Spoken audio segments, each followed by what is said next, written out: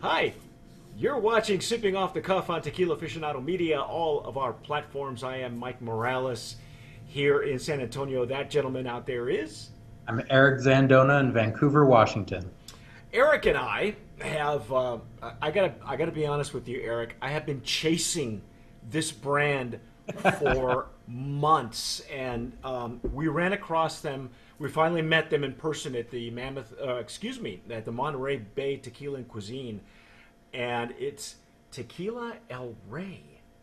Mm-hmm. And this is not a slouch, ladies and gentlemen. In 2017, this is a gold medal winner at the San Francisco World Spirits Competition. We met with Eric Loya, who is their brand ambassador, and I've been communicating with Eric off and on for, like I say, for months, a couple of years at least. And finally, I guess we said, hey, we'd love to have you guys on Sipping Off the Cuff. And you at the time, I think you had just gotten back from Oaxaca, Yeah. and I didn't know a whole lot about the brand. So when I started looking at the bottles and things and tasting it, I went Mm-hmm. berserk because the distillery it comes from is Cascahuin Distillery. I hope I'm pronouncing that correctly. I think it's Cascahuin, with the H is silent. Mm-hmm. That distillery has been getting a lot of play lately. It makes a very special tequila for the David Suro and Siembra spirits. Oh, okay. And so when we got our samples, I wanted to make sure that you got these particularly because this is actually the first sample I've actually had from this distillery. I've not been able to get to taste the ones coming from for Siembra Spirits, Mm-hmm. but the distillery is legendary. Yeah. Yeah, it is. Um, and take a look at this hammered look. This bottle, Mhm. it even tells you it's a hand blown bottle. Of course, Yeah. but it was hand blown in 2016 apparently. Oh, yeah. That's funny, 'cause mine's from 2014. Yeah, I've never seen that before, where they Oh, actually tell you when the bottle was handcrafted. yeah. Well, the glass itself is really pretty. Yes, This is a really nice bottle. I like this part, the texture of the the glass. hammered look. It, Yeah. and the shape I Uh-huh. really like. Now, here's the one thing that we have a problem with, Eric and I, off camera. Yeah. This is the second tequila bottle that I've had where the stopper comes off and it's a shot glass. Yeah. Okay, the first one was a horse's head. I forget what the name of the tequila was, and the same problem with that bottle is the same one I have with this one. Is that if you're not careful and your shrink wrap is off, Yeah. They slide off really easily. yeah, you're in danger of dropping your bottle. Right. Yeah.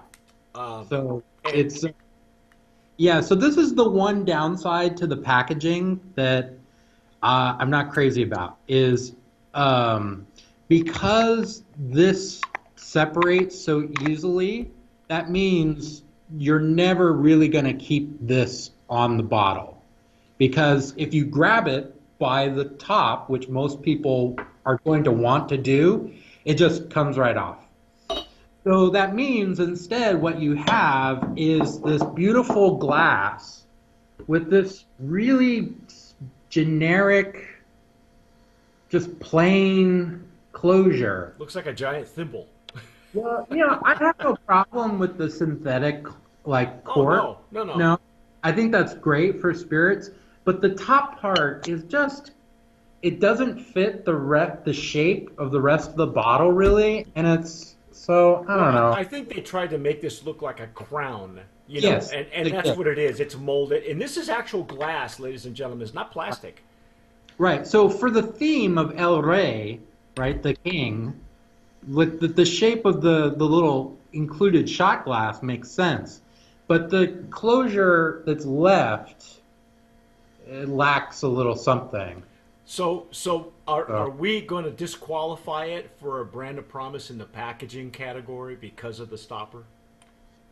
I I hate to say it, but I think yes, because Okay. while I love the bottle Yeah. itself, this just really kind of kills it. If they had done something a little bit different with this portion to make it more attractive, Hmm. because it's going to sit like this. Most people are going to keep it like this on their shelf or in their cabinet. And this bottle with this closure doesn't really work. Yeah, it doesn't work for me either. It takes away the charm of the entire bottle, you Yeah, know. But that's what we have. It's right, gimmicky, but that's what we have to work with. right. Anyway, I did some searching on the website, and the the the website is very very informative. Hmm. It does tell you it's a 2017 winner. You can see the medal right there. Um, this is apparently it's rested 3 months in stainless steel containers. Basically, it's just stored there to settle. Yeah. I think Eric, you and I have talked about how some tequilas tend to be a little bit uh, they tend to be a little bit touchy, and so Yeah. uh, it's a living thing, and so Hmm. a lot of distilleries, I know La Alteña does the same thing where they let it rest for at least 3 to 4 months before they bottle it. Yeah. And that's also very common with mezcal to have it rest in glass for a while before it gets bottled. Okay. All right, terrific. Well, I am going to use my Stasel Jarrito. I promise I will get these out to you. I keep threatening to. I never get to the post office. It's like I've got them packaged. I swear I can even Right. show them to you. Um, Actually, I can't because they're wrapped already in bubble wrap. But anyway, I'm um, looking forward to it nonetheless. yes, yes, and you will have them. I promise. Oh, whoa, wow.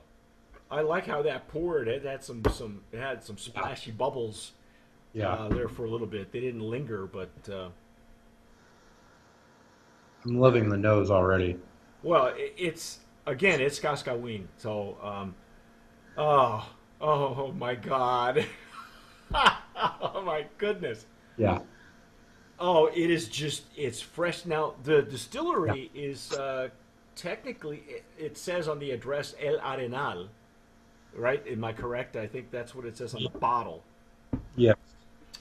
And and we know that some parts of the highlands and the lowlands have a little bit of the slightly different flavor profiles and aromas. Yeah. Um, yeah, it's El Arenal. This is where it's. And if you're familiar with any of the tequilas that come from that distillery, it's a small distillery. Hmm. David's Siembra Valles, I think, comes from there, and they do a completely different process Yeah. for him that is really very traditional. Hmm. Wow, wow. Yeah. I mean, for me, this is just really great, sort of classic Blanco tequila. Really, it's got some really nice, bright green vegetal notes, some tropical fruit, Yes, and yes to everything he says. yeah, and just really like inviting. I just It's bright. holding myself back from drinking it. Yes. Well, It just it's very bright. I'm getting yeah. citrus notes as well. I mean, everything just you don't have to dig for it. It comes right up to greet you. And at 40% alcohol, like it's a fantastic nose. Wow. There's This is no, there's no like, there's no heat from the alcohol at all. nope. It's just pure flavor and aroma. So, Let's dive in, shall we? cheers.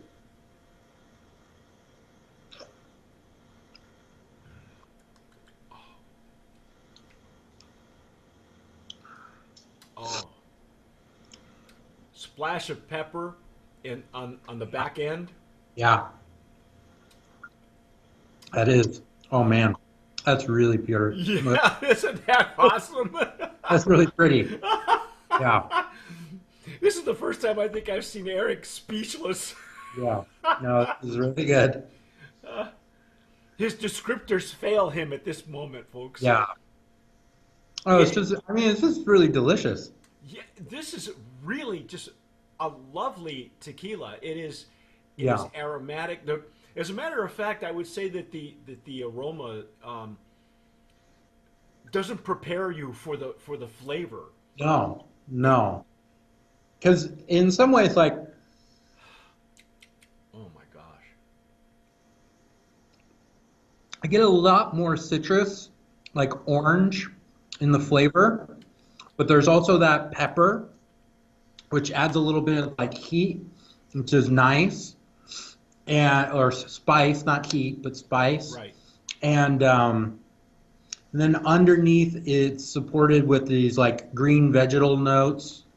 It's just, I mean, if you want Blanco tequila, like this is just This is this. superb. This is Yeah, super. I'm not even going to wait for your permission. I'm just gonna yeah, say it now. Brand of yeah, promise in the Blanco category. yeah, for sure. Wow. You know,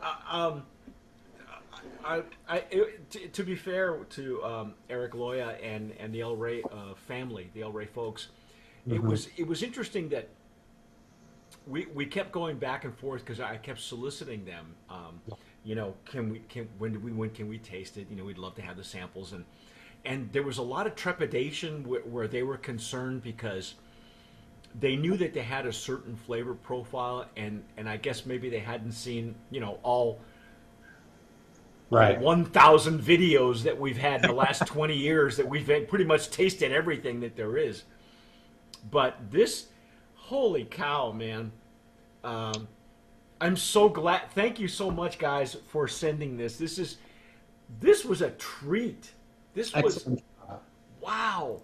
Yeah. You know, it almost we can almost forgive them for Yeah. having the stopper Yeah. because uh, wow, this is delicious. It So is.